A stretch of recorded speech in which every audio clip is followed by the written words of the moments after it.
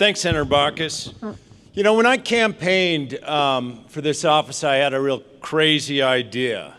If we put Montanans first, we'd actually help create better paying jobs, that will improve the educational opportunities for the next generation, and we'll start making a more effective government. I suggested that we need to do this by looking beyond just election cycles, and not only at what we have, but what we as a state could become. I suggested that if we place greater emphasis on future outcomes than today's battles, our seemingly intractable differences will start to fade. Now, some of the political pundits, they really did caution us to be careful. They said with a 24-hour news cycle, the public's attention is far too short. They'd say, focus on the blood sport of politics, not on the hard work of policy making. They said with the legislature controlled by the other political party, I should just try to make it through that session without getting too beat up. I disagreed. I thought that we could create better job opportunities, better educational opportunities, and better our government, all the while laying the foundation for all that Montana could become. I'm happy to say, and it's working together, I think we're on the right path.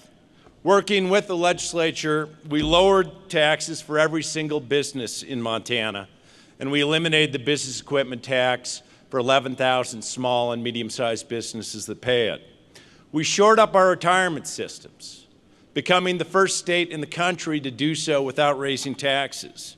Moody's and other rating agencies sent press releases out touting our efforts. While freezing college tuition, we also invested in the infrastructure of our colleges and universities, not only helping create construction jobs today, but also laying the foundation for tomorrow. We made historic investments in our educational system. We did all that and more while balancing our budget and maintaining a rainy day fund of $300 million.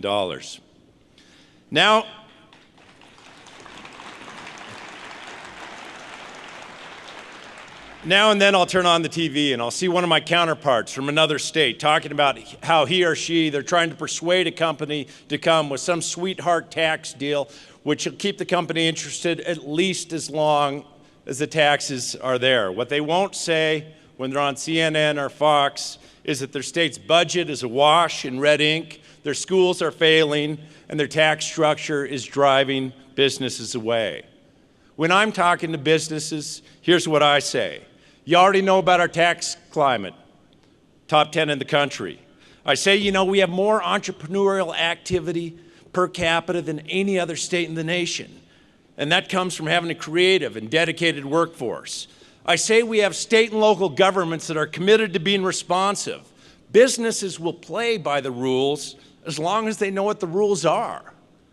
And government's job is to try to interject some predictability and certainty into that.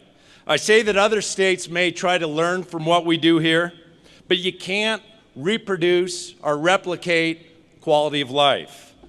And that's why employees, employers, and companies, once they're here, they want to stay. And I tell them that Montana's commitment to education, it truly is second to none. Our students at our universities and colleges, including our two-year schools, they're learning skills that will ensure they're ready for the workplace. That's why Montana is the fastest growing state in the nation for adults with post-secondary degrees. Our apprenticeship programs are producing tradesmen and women who are workforce ready. Our university system stands ready to rapidly adjust to the needs of potential employers. I tell them if you locate your business here or choose to expand, the folks working for you will be sending their children to quality schools, and our state is making historic, unprecedented investments in K-12 education and expecting results. And that for the first time in our state's history, we're beginning to invest in our youngest students because we know that if a child's ready on day one when they come to kindergarten, his or her chances of success in life go up dramatically.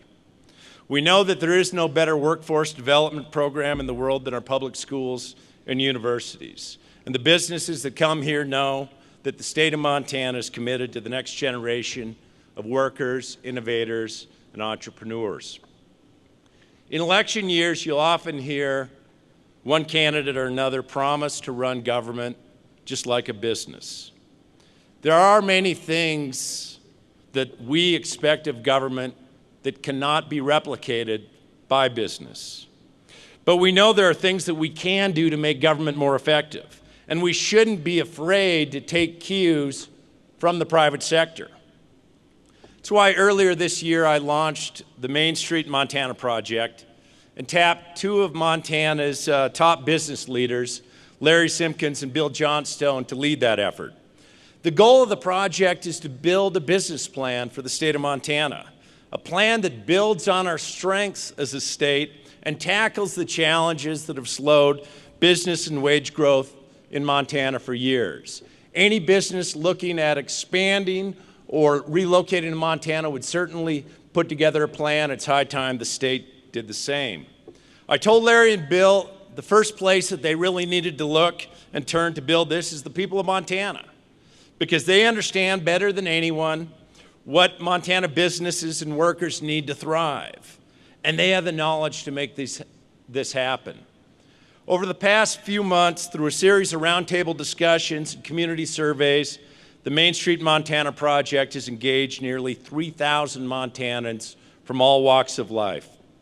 Community leaders throughout the state, including many of you that I've seen over the last couple of days, have been incredibly supportive in this process. We've heard from business leaders, workers, educators, economic development specialists. They've told us Montana is in a great position for growth. We've got a hardworking, well-educated workforce, amazing entrepreneurs and innovators, and incredible quality of life. However, they've also identified areas in which we can work to improve. We've heard about the need for additional investment in our infrastructure, from internet connectivity to our communities impacted by oil and gas development. We've heard about challenges of accessing capital. And we've heard that the state must find a way to ensure that Montana workers have access for the trainings and jobs that are in demand throughout the state. Montanans have also told us they want government to be more effective, efficient, and responsive to the needs of business. We're working in Helen on that. We also have individuals here over this past couple days. We'll be meeting with you as you have needs of state government. More than anything else, though, we heard the optimism of Montana business, workers, and community leaders. It's clear, Montana is in a position of strength.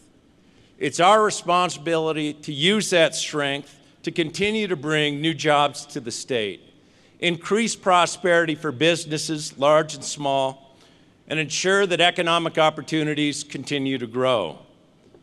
For me, economic development and the creation of good-paying jobs, it's not just about press releases and stats.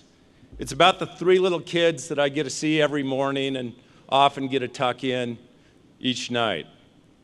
For Caroline, Alexandria, and Cameron, and kids across the state, the work that we all have been doing here over the past 2 days, and the work that we'll take back to our offices, our businesses, and our classrooms will determine whether they can know the endless opportunities in Montana that it's offered us. The work we do will determine whether they can raise their kids, our grandkids, in the cities and small towns that we call home. The work will determine whether Montana, a state with barely 1 million people and thousands of miles from the so-called big cities out there, will be a national economic driver that's the envy of states 3, 4, or 5 times our size. The work that we do together is important, not just for you and I, but for the generation of Montanans that dream about following us, dreaming much larger than we even did when we were raised here. With that, I want to welcome and thank the folks who are rolling up their sleeves and ready to create solutions that will create the jobs right here in Montana. Thank you so much.